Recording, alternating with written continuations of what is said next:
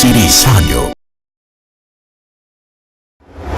Bago ang pagsisimula ng panahon ng graduation sa iba't ibang paaralan sa buong bansa, muling ipinaalala ng Department of Education ang mahigpit na pagbabawal sa mga guro at punong guro ng alinmang paaralan na ma-involve sa koleksyon ng anumang graduation fees at tanging ang PTA lamang ang pinapayagang makakolekta sa mga magulang. Kaugnay nito ayon kay Calapan City Division OIC OSDS Dr. Araceli Rada Salmorin. Siniguro niya na sinunod nito ng mga paaralang sakop ng dibisyon ng lungsod ng Calapan.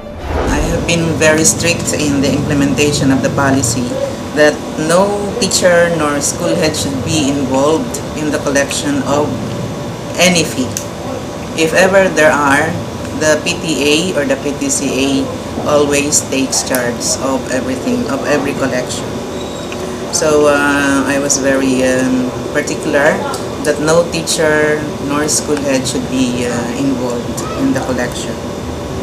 Samantala, matapos ang 2 buwang bakasyon sa pagsisimula ng panahon ng enrollment, patuloy naman ang pagpapatupad ng mga polisiya ng DepEd hinggil sa mga school contributions, partikular ang no collection policy kung saan maaaring maparusahan ang sinumang guro o opisyal ng paaralan na mapapatunayang lumabag sa naturang polisiya.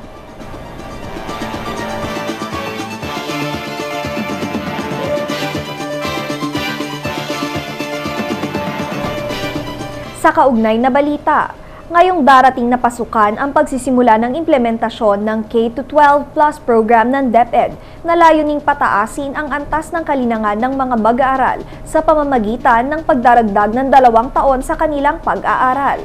Kaugnay nito, magkakaroon ng Kinder Summer Program, ngunit dahil sa pagbabago ng ilang mga panuntunan ng nasabing programa, walang paaralan sa lungsod ng Calapan ang nag-qualify na makagawa nito, kung kaya't sa buwan na ng Hunyo magsisimula ang pag-aaral ng mga batang pasok sa K-12 Plus program, kung saan mandatory ang pagpasok nila sa kinder. Ayon kay Calapan City Division OIC OSDS Dr. Araceli Rada Salmorin, sa senior year ng mga high school students ay tuturuan silang hasain ang kanilang mga kakayahan at kasabay ng kanilang pagtatapos sa sekundarya. Sa edad na 18 ay maaari na silang magkaroon ng sariling pagkakabuhayan. Hopefully, kung lahat ay makikipag-cooperate. Kasi if we will be positive with the program, then everything will go well. And then, kasi the difference between this K-12 from the regular curriculum is that in the last 2 years in senior high school, the students will be given the opportunity to develop their skills. And by that, they will be able to engage in their own business. By then, they will be 18 years old. At pwede na sila mag-sign ng contract. Pwede na sila magtayo ng sariling negosyo. Compared to the present curriculum, where high school graduates are only 16 years old. Hindi pa sila pwedeng magkontrata. And they do not have the skills, the livelihood skills that will be given focus in the K-12 curriculum. Anya pa, kung susuriing mabuti, hindi pagdagdag na 2 taon kundi pagbawas pa nga ng K-12 Plus program ng DepEd. Hindi nga ito plus 2 eh. If we will go deeper, this is -2. Why -2? Because pag ang eskwela o ang bata ay pumasok dito sa K-12, di ba yung regular, ang high school 4 years lang. Dito sa K-12, ang high school ay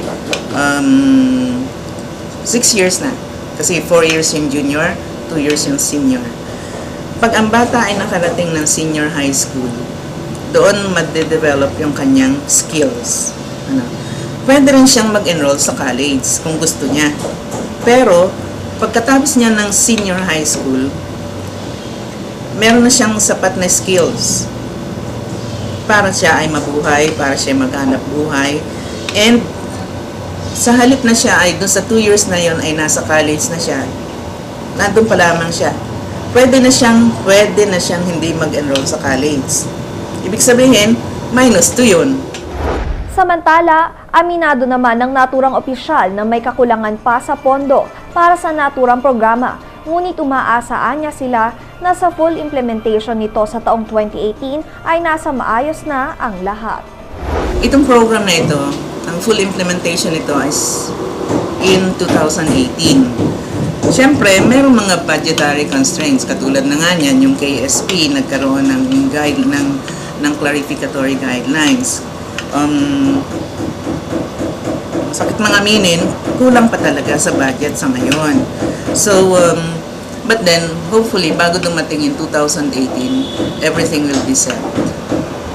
Sa huli, inaasahan na ang programang ito ay magbubunga ng maganda at makakamit ang hangaring tumaas ang kalidad ng pagkatuto ng bawat mag-aaral.